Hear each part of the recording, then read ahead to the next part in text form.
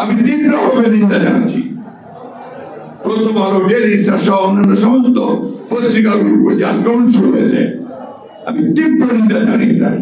কারণ আমি সারা জীবন সংবাদ মাধ্যমের স্বাধীনতার জন্য লড়াই করেছি।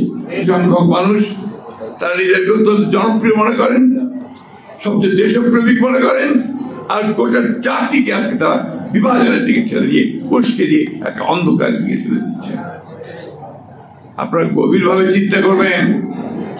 আমি কারো নাম বলবো না, বলতে চাই না, কিন্তু আপনার ঠান্ডা মাথায় আপনারা যে শিক্ষিত মানুষের সবাই চিন্তা করবেন যে যারা আজকে বিভেদের দিকে ঠেলছে, যারা আজকে বিভাজনের দিকে ঠেলছে, অনেকের দিকে ঠেলছে, তারা আমাদের আসল শত্রু না মিত্র। আসল শত্রু।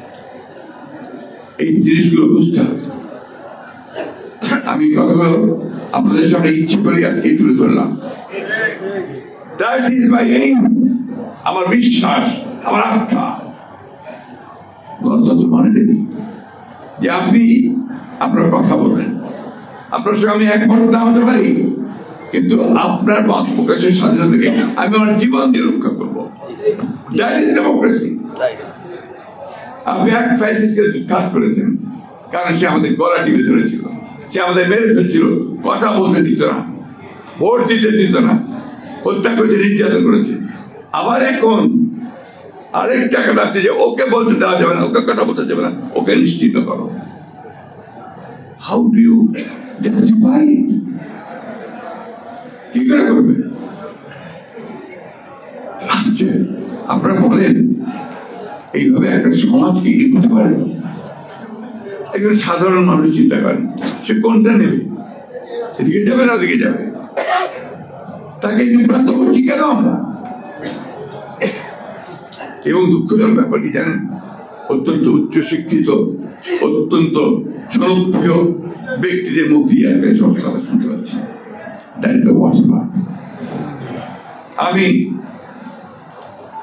14-15 বছর ধরে লড়াই করছি, বহুবার জেলে গেছি, যে কোনো সময় আমারও জেলে যাওয়ার জন্য প্রস্তুত আছি, কিন্তু আমি এই বাংলাদেশ দেখতে চাই না।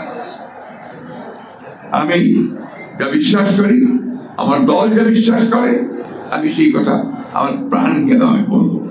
আমি বিশ্বাস করি লিবারেল ডেমোক্রেসিতে, উদারপন্থী গণতন্ত্রে।